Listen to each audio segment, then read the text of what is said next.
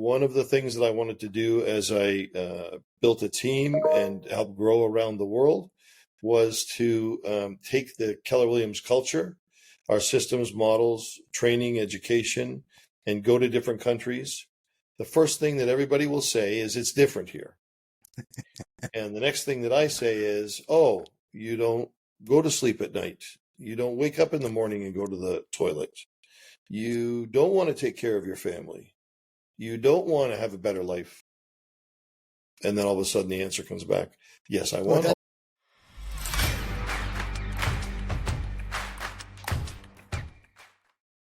And welcome back to the Money, the Mindset, and the Mentoring podcast. I am so super excited today. I've got Bill Soteroff. He is the leader of Keller Williams Global. That's right. We're not talking local. We are talking global. And, you know, guys, this is one of those things that can give you a lot of a belief in yourself, because you can start off with a crappy job and then get to the top. And we're going to talk about that today. Bill, welcome to the show, my friend. Steve, thanks for having me on your 3M podcast. You know, I've been excited about this. I've been waiting for it for a long time. I know that you went through all the other interesting people until you got to me. So I appreciate that you've gone so long into podcast. You've had so many people listen to what you've been doing that, as I said, you're down to me now. Well, you know, the list ran out and we were just kind of looking around, and I saw this card that was, you know, when you clean out the laundry and there's that little lint catcher, I pulled this card out of the lint catcher. Oh, maybe I should call this guy. And it came up. But in all seriousness, you know, the first time that I actually was able to enjoy listening to you talk to an audience was down at Keller Williams family reunion at the Canadian party at, I forget what the name of the location was. But you had such a great speech that was there, and it was just really moving. You know, there's so many people that have known and cared about you for so long that it was just, I've got to get to know this guy. And then I saw you again at Mega Camp. I think I saw you twice at Mega Camp. And then I saw you at the event in Toronto, and it's just, you're so prolific in the amount of information that you give out to people. I really wanted to help and bring that message to the audience. Well, I appreciate you saying all of that. You've been to a lot of events. You know, I've run events where there's not very many people there. And then as we've grown over the years, we get more and more people. I love saying this, and it's a little bit of a joke for myself, is that when we start off for an awards banquet or at family reunion or mega camp, you could put 4 people in a booth at Tim Hortons, and, you know, you start from there and then all of a sudden grow. The events that you mentioned I'm really proud of. Our team at KW Canada put them together. We had more than 600 people at family reunion for a night of glitter. And we didn't expect that, to be very truthful with you. And then a couple of other events that we've had on Rainy Street when we had Mega Camp. We took over a location and made it Canada House and put Canadian flags in. I tried to sell as many Bloody Caesars as I could, but it seemed like while they were in Austin, there were other drinks that were being had. So that part was good. Yeah. But in the events that you've mentioned, I'm really proud of the fact that we've got more involvement, we've got more people, we're getting more gratification, and that exchange of information is occurring. And I think for a long time it didn't happen. So I'm really proud that you noticed that and that you were there. Thank you. Well, further to that, when I look at, I mean, you go to family reunion, and that's just something to behold. I think, what is there, like 20,000 agents or something like that? Yeah, between 18 and 20,000 every year. Yeah, so 20,000 attendees. And when we were the last time at, was it Mandalay Bay, I think it was, and the whole army of Canadians with the flags are walking down and chanting and that sort of thing. It was just amazing to see that. But then you couple that with, I mean, the idea is, yes, you know, you're wearing the red shirt. You might think that that's just Canada, but that's actually Keller Williams color as well. But it was the global presence as well that I was really intrigued by, because there was the one event, which was the global event, and you've got people from all different parts of South America, all over people from the UK, all over Europe and beyond. And that I found really super interesting to see that growth, because I think that's been dramatic. Well, I appreciate you saying that. So yes, I have 2 different parts of my life, you know, as I go forward. And I never imagined, as you were mentioning, referring to at the beginning of my career, I did not see this happening. This was not a career that was orchestrated for me. It just kind of happened as I went along. One part of my life is the regional OP of KW Canada. We have almost 5,000 agents in 31 market centers now, and we've just opened 2 new market centers, 4 last year. So we're really proud of the business that we've built. Our market centers are averaging in excess of 150 to 250 agents per market center versus all of our competitors that have 3, 6, 9, 12, 20 agents in an office. Right now, in difficult economic times, having more agents in a market center for profitability is essential. So that's one part of my life. On the other part, and I'm very proud of this, it's the way I started at Keller Williams, is that about 11 years ago, I came to KW and made an agreement with Gary Keller, with Mark Willis, and started the worldwide business for KW. The first few years, we expanded to 3 or 4 countries, and then every year growing until now. We just secretly, I'll tell you, I just signed an agreement last week for our 60th country. And a little bit more than 20,000 agents. So Wow. in 10 years or 11 years, I'm proud of that growth.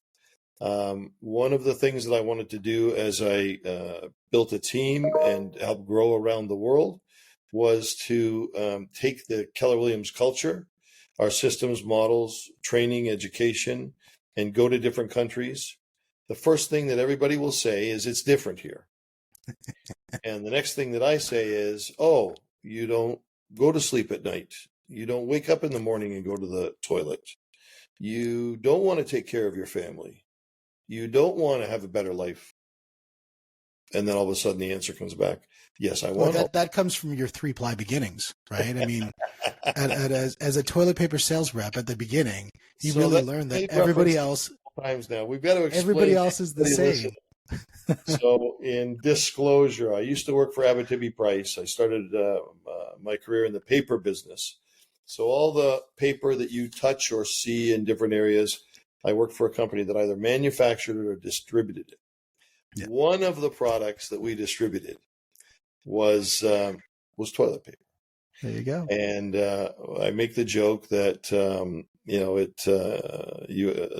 people always wanted to buy 2-ply or 3-ply toilet paper, and the founder of the business, used to look at me and say, "Bill, I don't understand why anybody would want to do that. All you have to do is fold it over, and you can have 3, 4, 5, or 6-ply toilet paper." That's right. And then for any of you who have young daughters, you'll know how much toilet paper is used. And so I've used that reference many, many times, all those things. But that's where I started in the paper business. The other part of the joke, of course, was that when we were going public, I did a presentation in front of some New York investors. And the founder of this part of the business was sitting beside me, and he'd been a war veteran. He was in his probably 80s or 90s when I met him. And he was at the end of the table, and we were listening to all the financial people talk about things that were occurring, and we really weren't paying attention. And questions started to come up about the operation of the business. And the CEO of the company finally leans forward at the table in New York City with a question that I think came from Citibank or JP Morgan or something like that. What's the product that you make the most amount of money on? What has the largest margin? What do you dominate in? All those things. And the CEO leans forward and says, "Bill, do you want to answer? Do you want to take this one?" And I really wasn't listening at all. I was talking to the founder, and we were having a conversation. So I listened to the answer, and I said, "Well, it's toilet paper. Toilet paper is number one. It should be number one in your program. It's number one in our program. It's number one." And everybody gasps.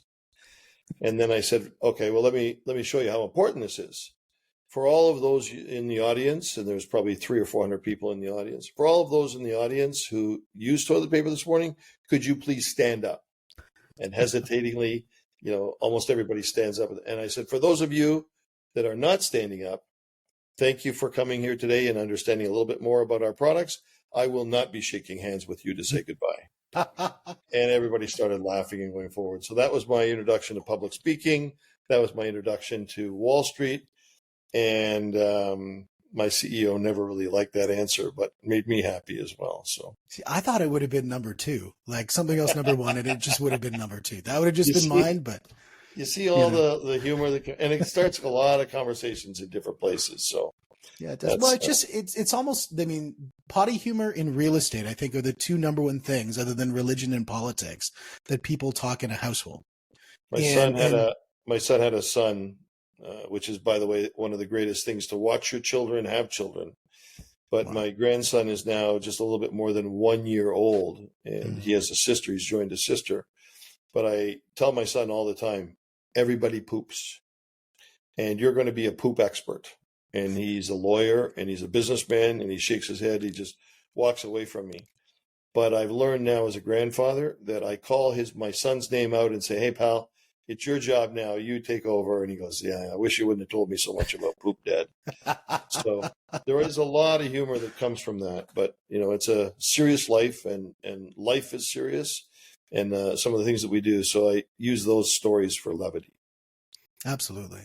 Well, when you go back to the idea of Keller Williams Global, and you first go into a country and they say, "Well, everything's different here," you've just leveled the playing field. Well, no, everybody does the same thing, and so find the similarities and then adjust for the changes. Yeah. And the similarities are that every single person on the planet wants to have a better life. Everybody wants, everybody has to go to sleep someplace. And Yeah. even in the rubble of war-torn Europe, and I lived in Europe for many years and started a business in Europe, and I lived in Austria, Germany.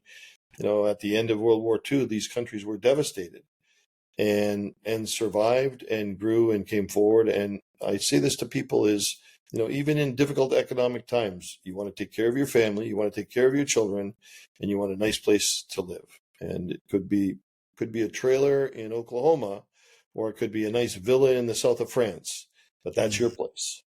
Yeah. And so that's the business that we're in, quite frankly, is that we're in a situation where we absolutely want to make sure that we take care of everybody. And we and as real estate agents, to be very truthful with you, it's not easy sometimes. People want different things. People want to buy and sell, and they are in a difficult situation.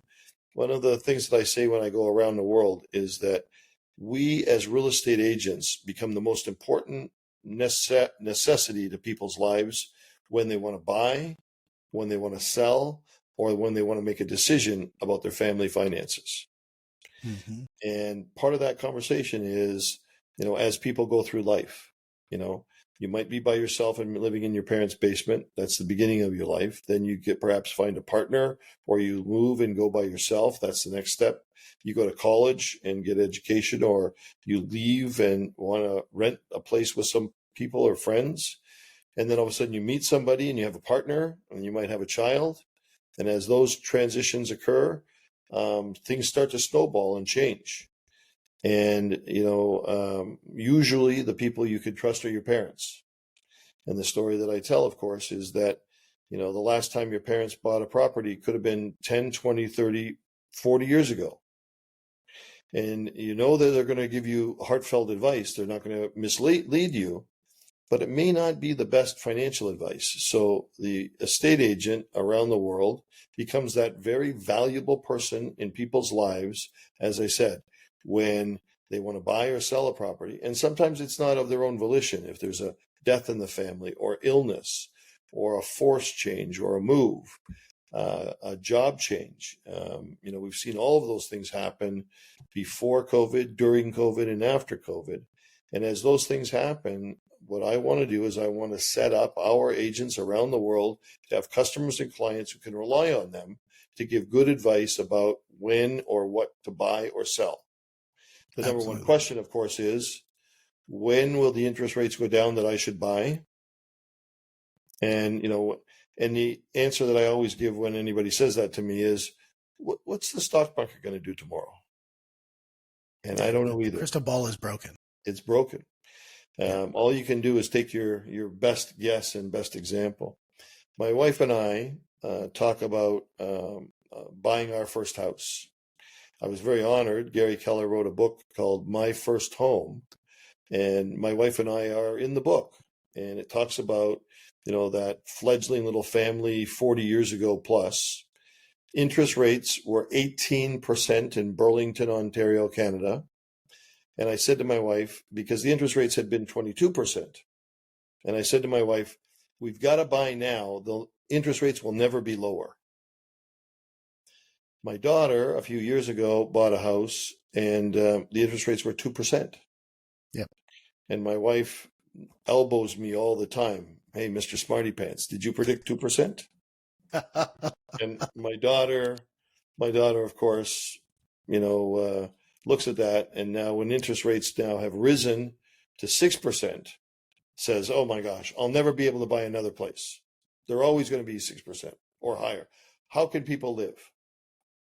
And what people don't understand is around the world, the average interest rates plus or minus 6%, and many countries have 16, 17, 18%.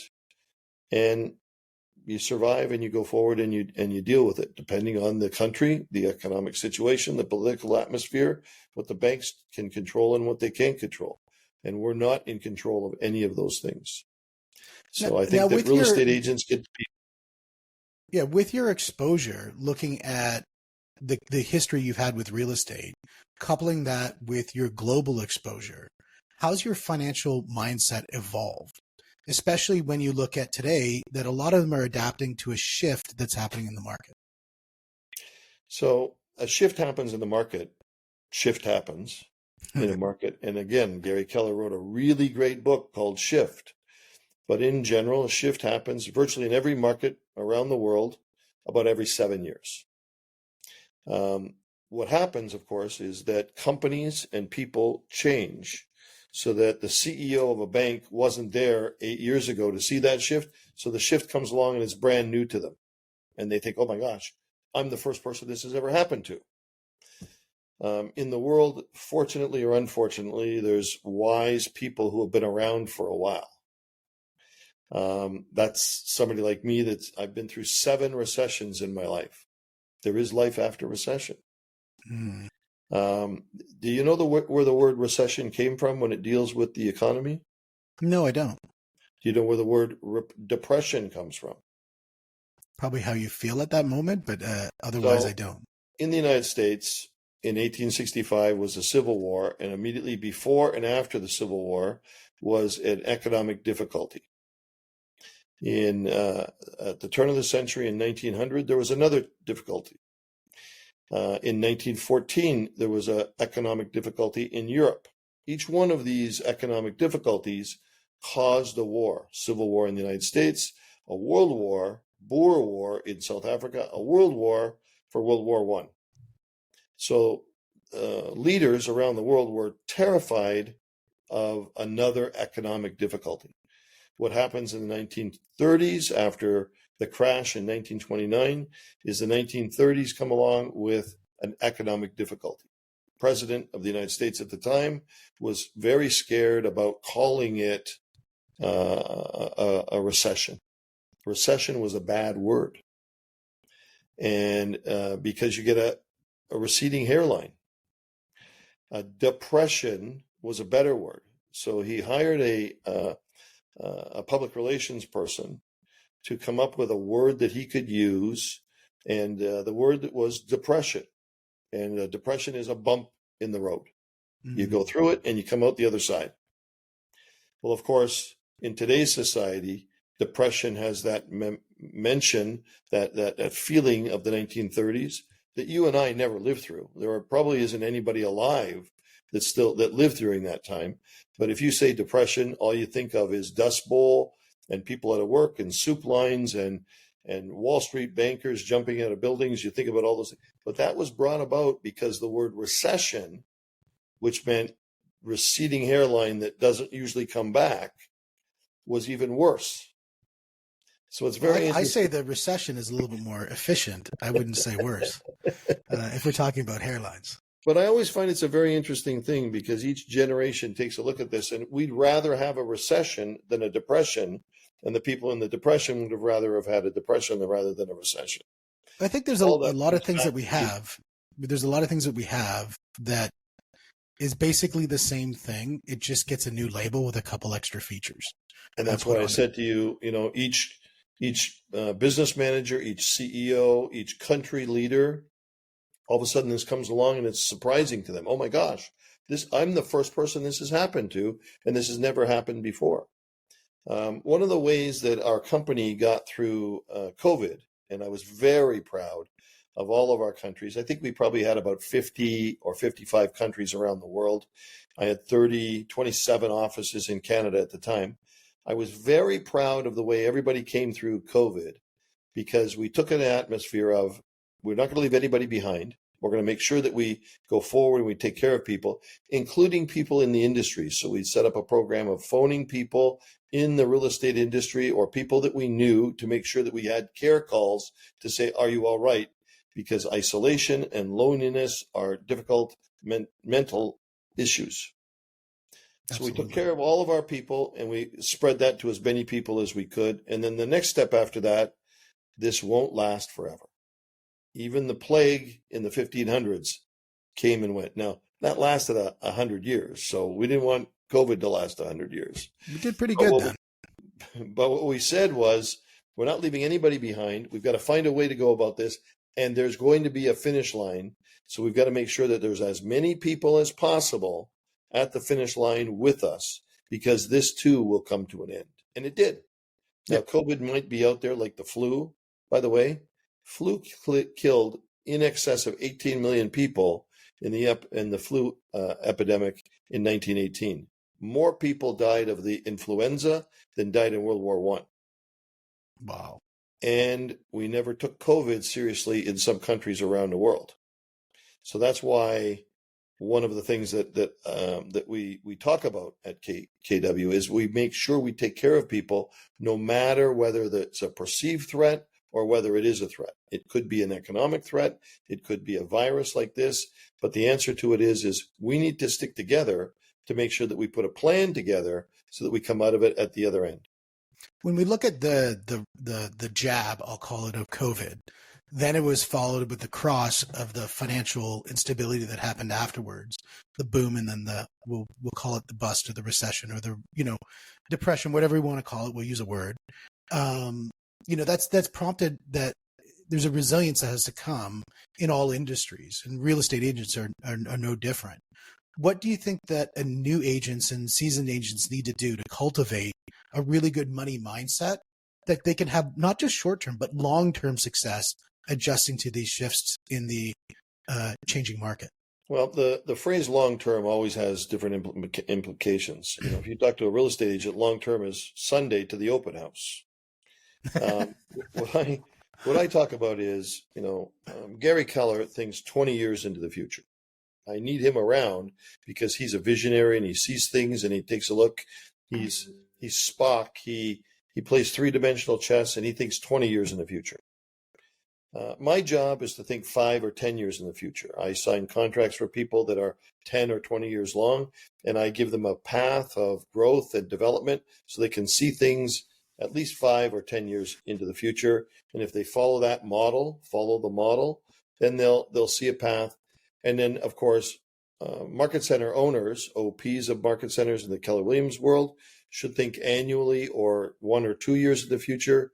Team leaders and MCAs should think monthly. And of course, agents should think daily, weekly, and monthly to have a strategy. Now, with all those things occurring, I always say to people, do your job. And one of the things that happens from that is that I have people say to me, well, I have a 20 or 30 or 40-year strategy. My answer always is, what's the stock market going to do tomorrow? How would you feel like that if you were sitting there in Ukraine and you woke up one day and Russian tanks were coming across the border? There's a lot of things that are beyond our control. Now, most of the countries that I work in and I live in, I'm very fortunate that we're isolated and have protection. And I really honor those that serve and help us and give us a free life. Those people who are soldiers, sailors and airmen or women, and Coast Guard and police and first responders who make sure that we have a really good life. That sentence of racing towards the fire isn't lost on me at all, because we get to have that life. I could drive on any highway in Ontario or Texas, across the United States or across Canada, and not have to worry about an incursion or a difficulty. That removes all of these things. So given the fact that we live in and work in some of those environments, what is long-term? The founding fathers of most countries again, frailing fathers. They should have had some mothers on those committees. But they thought in 4 or 5 year stints. In the United States, there's an election every 4 years. In Canada, every 5 years. In Commonwealth countries, every 5 years.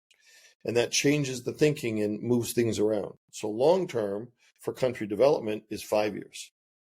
I have lived in Asia, in China, in Taiwan, in Hong Kong, in Malaysia, in the Southeast Asia. Most leaders think in generations. Most leaders think in 100-year stints rather than what would be done in 1, 3, or 5 years.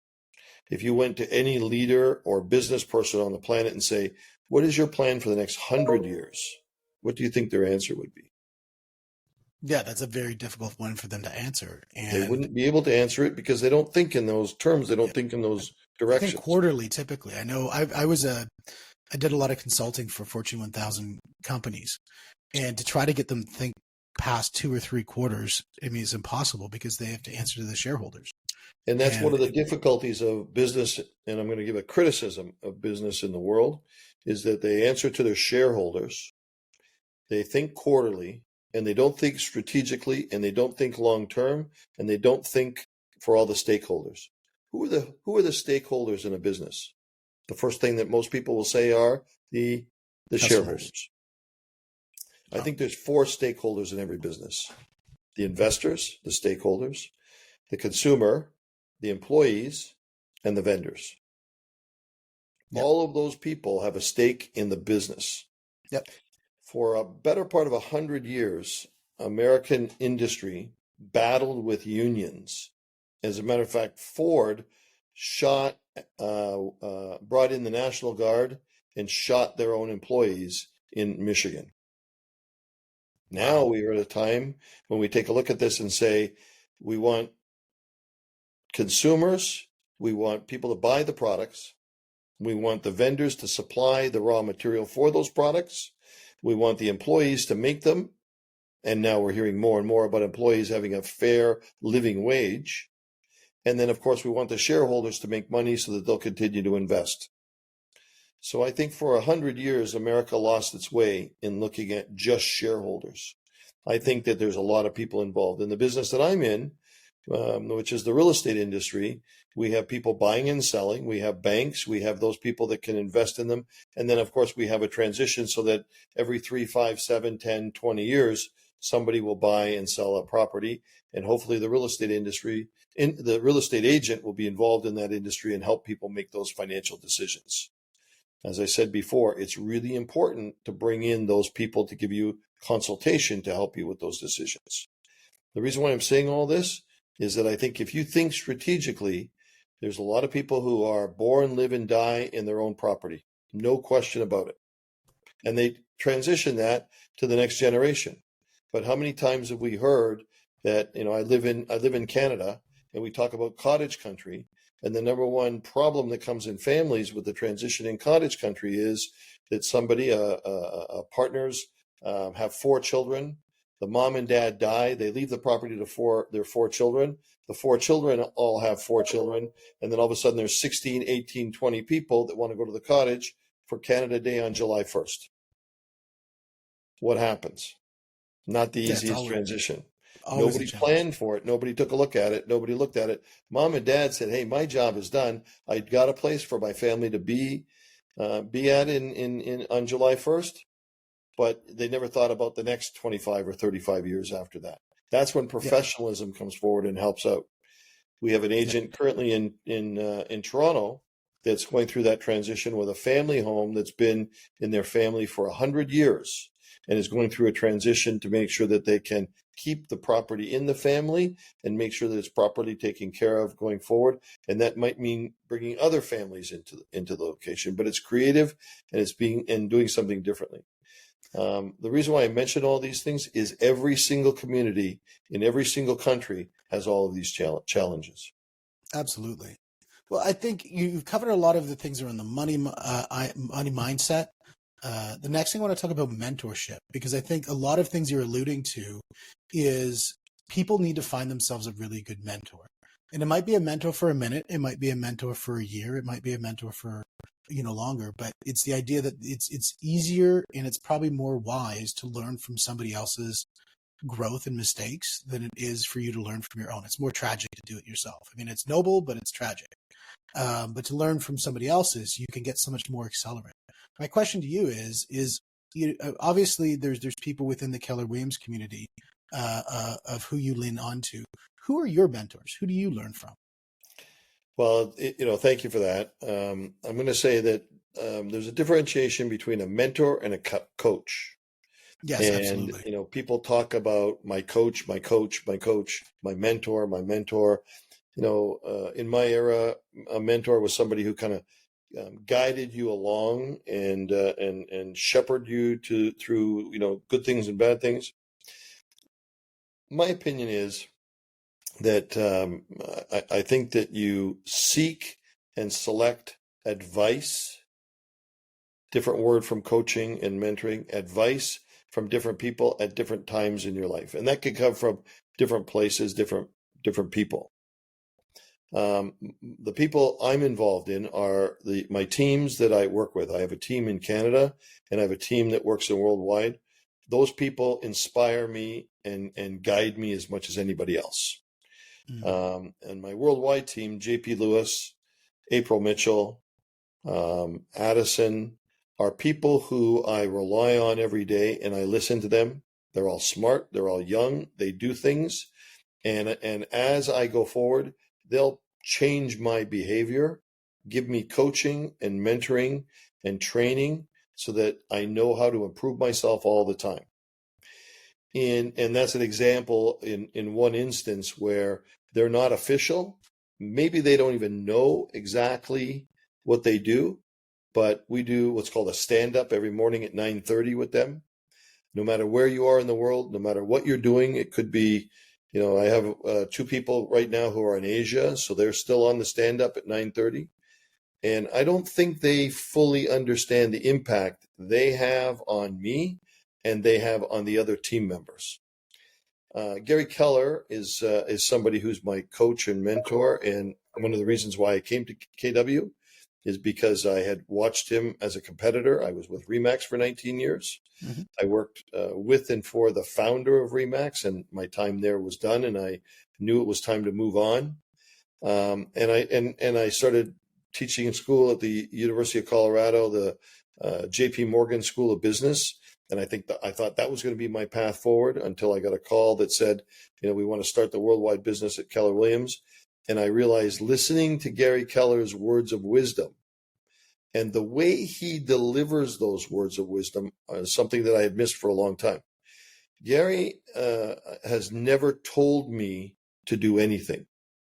He gets me to come around to different thoughts and ideas. And as I come forward and bring them forward, he'll tell me whether that's a good path forward or not a good path forward. It's a very unusual way of doing business, I've found. He's never said no. He's never stopped me, and he's never told me. But he has inspired us to grow to 20,000 agents in 60 countries in 10 years. And I realize that he's been there every step of the way for us. I'm transitioning now in the last year to Mark Willis, who's the CEO of Keller Williams. He's a person who I knew 10 years ago. He actually was part of the hiring process for me when I started with Keller Williams, and then a hiatus of 10 years, and now he's back with that. His style is a little different. He's a lot more direct. He'll give you facial expressions. He'll give you advice. He'll ask questions. He's also very much a bottom line guy.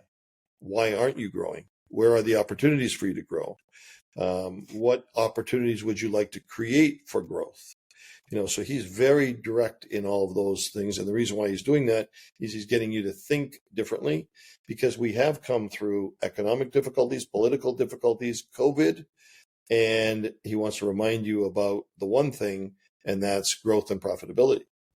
Yep. So it's good to have different people at different times. I once had somebody in my life that was a coach, a life coach, very famous. He was around a long time, and I was making a life decision. And I can remember standing, pacing back and forth and asking him what I should do. And he gave me the answer. He gave me some direction, and it was absolutely the wrong decision for me. And I always remembered that. I always remember it now. Is, to me, the best mentor and coach isn't that person who gives me direction. It's a person who coaches you to be better.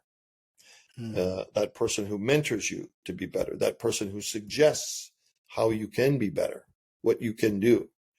But that, in my case, in this one instance, and obviously that person's no longer a coach for me, but in that one instance, he gave me advice that was wrong. And he felt like his job was to give me that direction and give me and tell me something when that's not what I should have done. It might have been good for him. It might have been something, but for me and my family, it wasn't the best decision. Yeah. It's very interesting when you look at coaching, mentoring, and giving advice and all that goes around with it. Obviously, in real estate or in legal and mortgages, there can be, outcomes that happen that are legal as a result of giving bad advice or maybe not full advice or full disclosures. But when you look at that whole life coaching or that whole space, it doesn't have the same parameters. As you said, in this situation, it was wrong. How do people avoid that bad advice? How do people get into just, how did you say, no, that was wrong. I'm going to cut my own path and do the right thing? So choosing and selecting your coach, your mentor, your leader is the first step. Most people will just gravitate to somebody who's been recommended to them. It's that same kind of situation. Hey, I'm new in the area. Do you know a dentist? I want to go there, instead of doing that background. Yep. I had a person that I knew many years ago. Stan Weinberg was his name. He was from Connecticut. His wife was one of the first female mayors in Connecticut. And Stan came to see me one time, and he said that he had prostate cancer. And I said, "Oh my gosh, Stan, that's terrible. What is your path? What are you going to do? What does the doctor say?" And he said to me, "Well, Bill, I haven't chosen my doctor yet. I'm going to Sloan Kettering. I'm going to go to Cleveland Clinic. I'm going to go to Yale Medical, and I'm going to choose and interview my doctor." I went, "Whoa, you interview professionals? You interview your doctor?" He goes, "Well, I want to know the best path forward." Now, I saw him a few years later, and he was fine and healthy, thankfully. And he had chosen his own path he chose a medical professional, chose his own path, and gone forward with that. Now, that taught me something as a young man. What it taught me is that choosing and selecting your banker, your company, your CEO, your boss, your mentor, your coach, your leader, all of those things, that's a process. That's a situation that you go through. You don't just accept what's given to you or thrown at you. Mm-hmm. I laugh because every year I go for an annual medical, and the doctor will say to me, "I think we should do this, this, and this." And I'll say, "Well, I need 3 different pieces of advice." And the system isn't set up for that. And my doctor, who I've been going to now for 10 years, knows me and laughs. And she says to me, "I've already given you 3 points of advice. You're not going anywhere else. I know what you're doing. You're going to take my advice and you're going to go forward with that. And I'll see you in 3 months." And part of that, and the reason why I explain that is I want somebody who can interact with me, knows my sense of humor, knows when I'm serious, and knows when it's overly serious and I need to go and see 1, 2, or 3 people for advice. When it comes to a coach or a mentor, you also have to know when it's time to leave and go on to the next coach or mentor or leader. It's not wrong in today's society to change jobs because the company has changed or the leader has changed or something is occurring. It's not wrong to change your coach or your mentor when you're in a different situation because you change. The man I am today, after 45 years of marriage, after 45 years of graduating from university, after being in business, after 7 recessions, I'm a substantially different person than I was as a graduate in 1978 of the University of Western Ontario. Very different. Yeah. And by the same token, the people that I brought in as my coaches, mentors, and leaned on, from my professors to my first bosses and is substantially different. Now, you're going to laugh a little bit about this. I have two people that I never imagined that would give me as much advice as I get today. One has been with me for 45 years. That's my wife, who has turned into my best friend, my best confidant, my best business partner, the best person for my advice. Her business acumen, she's a special education teacher. Her business acumen is better than most CEOs that I've met anywhere else. And I trust and rely on her more than anybody else. The second coaching and advice that I've been getting recently is from my 1-year-old, 16-month-old grandson and 3 almost 4-year-old granddaughter. Now, why? Because they make me realize what life is about. Yeah. It's so true. When I had a friend of mine who told me this, he said he never really believed in love at first sight. And because, when you get married, you date or any of these things, you always have these preconditions of, are they going to leave the toilet seat up, or, are they going to put the dishes away, or do they like the same things that I do? And I really don't like the way they chew, loudly when they're eating celery, whatever the things are that bother you about that individual. But you kind of get over them and just kind of move, and you kind of adapt and figure out, can I coexist with this person? But when you have a child, and the first time you see them, you don't know anything about this thing. It's just this little puddle of noise and, whatever that comes out, and you love it instantly. And then as it's growing and developing, it's now 6 months and a year, and you think, I love this thing more than I ever think I could. And then 6 months later, like, no, I actually have more love in me, and I love this thing even more. Yeah. And it's interesting you talk about those kids, because it just brought me back to the moment of when I thought about when we had my kids. And I thought about that when they were young, and those moments of as they came out. And I mean, my kids now are 15, 12, and 9. And so we're at that sort of middle a little bit where you're learning about who the people they are becoming. And, but you still love them the same. But it's just interesting at that moment when you first meet them, there's no question. Yeah. You just love them. What I tell people is this, is that, as a 15-year-old, going through to, if you went to university or graduating, or when you're 20 or 21, it's me. What do I want?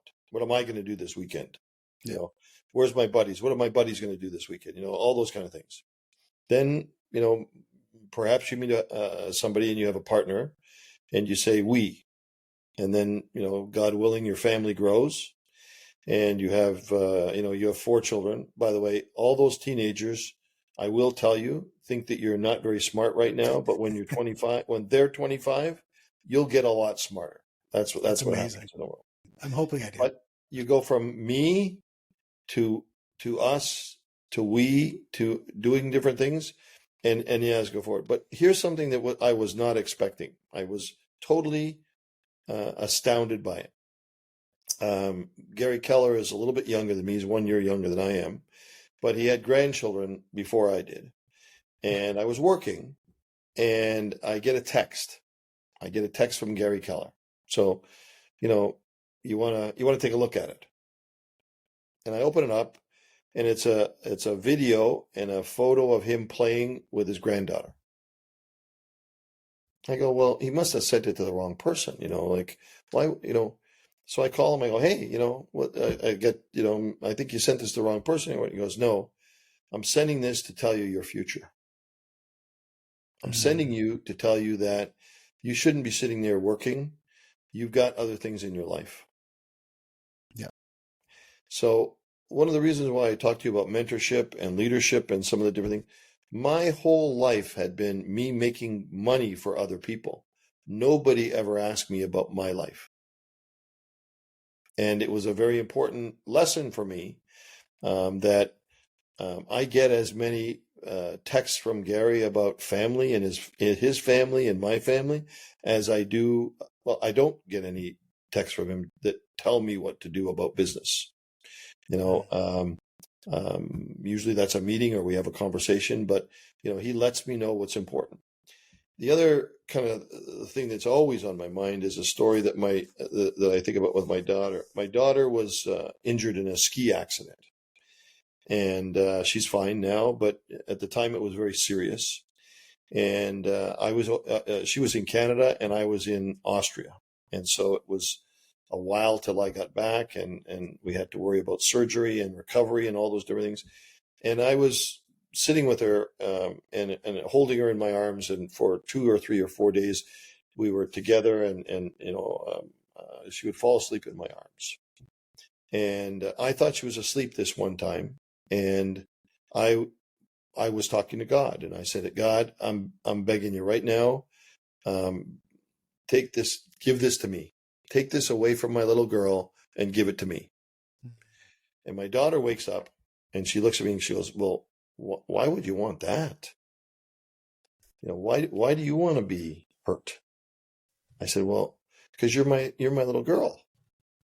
You know, I would die for you.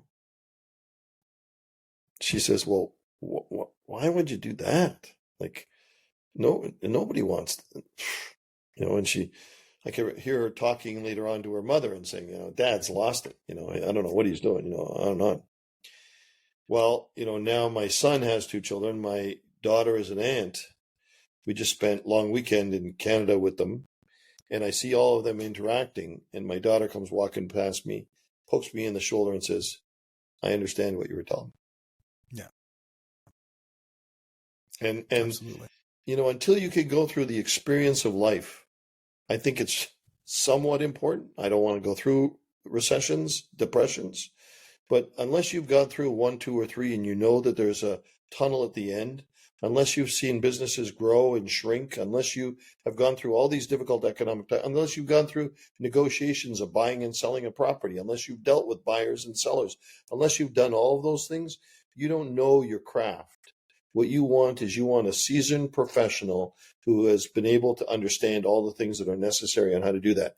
For people who are new in the business, that's why you get a mentor, a coach, or a leader, is to accelerate your knowledge and education so that you can bridge that gap instead of being an apprentice for 7 years, and learning how to be a carpenter or a plumber or an electrician, an apprentice for 7 years. You can shorten that time frame down by associating and being with people who have seen it, done it, and know where the pitfalls are to give you some advice on how to do it easier, better, and faster. Absolutely. I always akin that to this is you can stand at the edge of a jungle and you could look at that jungle and say, I want to get to Rio. You can walk through the jungle and try to carve out paths, get fingers bitten off and toes bitten off by piranhas, get malaria, get all these scratches and bruises and all these things. But after a year, 2 years, 3 years trekking through the jungle, you finally make it to Rio. You did it on your own. Or you could turn to the left, you could grab the keys off the counter, get in the car, in about 20 minutes you're in Rio and you're on the backs of giants. And I'd rather be on the backs of giants. Absolutely. Absolutely. Yeah. Until you've done it, you don't know. I did 2 things that make me laugh when you were describing that and going forward. So I had a team, and they were not working together as a team. They were people who were competing against each other. There were 27 vice presidents at Remax, and they were not working with each other. They were not cooperating. They always just wanted to be seen by the founder. If he sees me, maybe I'll get a more work. I'll get a promotion. He'll like me. So I couldn't get them to work together. So I went out and I bought 27 hockey sticks, and I went to the parking garage and we played ball hockey on the parking garage. And none of them had ever held a hockey stick in their hands. They'd never seen a hockey game, maybe on television. The Colorado Avalanche had won the Stanley Cup, but they'd never seen any of those different things. And so to go there and the first thing that happened is they said, well, this is dumb. I made them, by the way, I bought tape and I made them tape their sticks so that they could identify their sticks when they dropped them and they could see what was theirs. And there were some that got really creative and there were some that were really nice and some didn't, they thought it was dumb. And then we start playing and we go forward and we do all these things. And then, you could see some people got into it and some people went off to the side and, all the different things. And, they, at the end of it, what came of it was an understanding that until they did something, until they started working together as a team, they were never going to score a goal just by themselves, right? That was the whole purpose. Month went by, we had our monthly meeting, and they said, okay, what are you going to do now? And I didn't have it, but I put up on the screen a photo of skates, and I said, okay, now we're going to go to a rink and we're going to have skates on, and we're going to play hockey. And all of them to a person went, no way. It was hard enough with running shoes on cement to play this game. There's no way we're going on skates. The second thing that I always think about is my son is a great golfer now, and he's done well, and he's a great golfer. He's not a professional, but he's done well. He's a lawyer, and he uses for business, for pleasure with his buddies. He goes golfing. But I remember as a teenager, we went golfing, and I'm not the best golfer. But I gave him a golf club in his hand, and he was a baseball player, he was a hockey player, he played lacrosse, he was an athlete. And I gave him this golf club, and it was a useless tool in his hand. And it's until you play golf, you can watch the videos, you can see Tiger Woods and Scotty Scheffler on television, and they make it look easy. They're great. Doesn't matter where the ball is. It could be off the tee. It could be in the rough. It could be in the sand. It could be putting. It's easy. You see these guys, it's easy. And then you put that tool in their hands, and all of a sudden it's a device that's not really suited for which it's to be used. And it doesn't make any sense whatsoever. Why is it all curved like that, and on and on? I just think of Robin Williams in his speech on golf. If you haven't seen it, make sure you watch it in private with headphones, because you can't. But that's exactly it's hilarious with a Scottish accent. Yeah. And so I say this to people is how do I become a real estate agent? How did you learn how to golf? Go and try it a few times, and 3, 4, 5, 7, 10, 20, 30, 40, 50 times, you'll get better at it. You'll get better at it as you do more and more things. And that's like anything, I think, in the world. Don't give up. There's too many people, in my opinion, that kind of, meet some challenges and give up.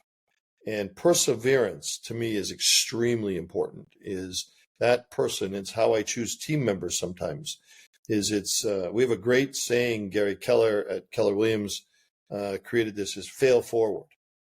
Mm-hmm. And all of us in the world are terrified of failure because people will think poorly of us. If I fail, I might lose money and I'll get fired. You don't want to have a banker fail, any of those things. Gary Keller knows that failure isn't going to be catastrophic, but you'll learn from that and you'll be able to go forward. And he has said to me more times than I can ever mention to you, go fail forward, go fail. Let's see what you can do. We've opened businesses in 60 countries this week, today. In a few hours from now, I'll be opening our second office in India. Nobody ever imagined that we would be able to do any of those things. I said to Gary, going to India, largest population, different way of doing business, what are you worried about? And he said to me, I'm worried that you won't persevere, that you'll give up too early. Good way to go. We're opening our second office. I'm going to give him an update next Monday. And I'm going into that meeting planning our third, fourth, and fifth office. That's amazing. If we look at a year from now, because we're not going to talk about 5 years because we know how that goes. But we look at a year from now. What is the lens? What does it look like for you? What is the big thing that you're going to accomplish this year? So I always love this question. And I always answer it this way, by the way. You already prefaced it by saying 5 years. Stalin in the Soviet Union was the only person who had 5-year plans. And they all met their 5-year plans by building tractors. And it was fictitious because nobody has a clue what's going to happen 5 years from now. Yep. So that's useless. A 1-year plan, is very, so part of my answer is I don't know. What I've trained myself and the teams and the people that I work with is to be reactive. I love hockey. I think you can see in behind me a mirror image of a hockey player jersey. It's up on my wall, but it's flashed here behind me. I love hockey, and I'm a diehard Toronto Maple Leafs fan who will, I'm convinced, never win the Stanley Cup in my lifetime, but they'll win next year. I know they'll win next always. year. Yeah. But I equate business to a hockey game. So, the average score is 2-1, 1-0, 4-2, 5-1, something like that. And a game, starts with a dropping of the puck, and the puck goes someplace.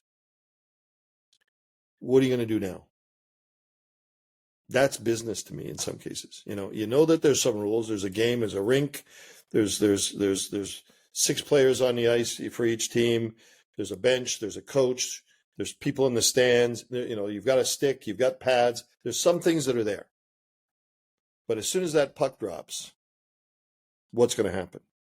Now, they always say Wayne Gretzky knew where the puck was going. He didn't go where the puck was. He was skating to where the puck was going to be. So he was one player in 120 years who knew where the puck was going. I don't have that skill or ability in business to know. I am just prepared to make sure that I have people who surround me to know when that puck drops and there's a face-off and one player gets the puck, what are you going to do now? When COVID hit, I use this example with everybody. Puck dropped, guys. What are you going to do now? And they all looked at me and said, well, we got to go home. Yeah. So now you're in the corner and you've got to skate up, and now you're at your own face-off circle. You're at the blue line. Somebody's going to come along, and then we got shut down for a month. We were told we had to go home for a week, then a day, a week, a month. In some places in the world, 2 months, 3 months, 6 months. Canada, the better part of Canada, was shut down for 1 or 2 years. Mm-hmm. To me, it was a hockey game. To me, it was that situation that said you got to cross the blue line, and somebody came and checked you and forced you back, and then it goes back to your own goalie again. The goalie puts it up to the defenseman. The defenseman puts it up to the left winger. The left winger crosses the center ice, puts it over to his center man, puts it over the right wing. Right wing scores. Oh, start again. Yep, puck drops again. Puck drops again. I'm going to say names that none of your listeners will ever know. But whenever I'm putting, I always say this in my mind at one time, and some of the people who know me laugh. I'll come up to the ball, and I'll look at the putt, and I'll go, nobody knows where this kid came from. He's from North York, Ontario. Bill Soteroff, here he is. He shoots it over to Papin. Papin over to Tim Horton. Horton over to Mahovlich over to Keon. Keon shoots, he scores! And everybody looks at me and says, are you playing golf or what are you doing? And most of those players are long gone. They're definitely not playing. Some of them are dead.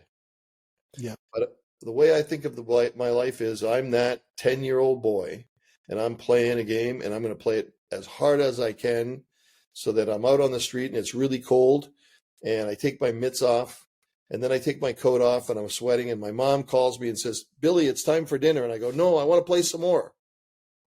So that's a 20-minute answer for you to tell you a year from now, I want to play some more. I want to keep going. Mom, I don't want to go in. The street lights aren't on yet. I want to play some more.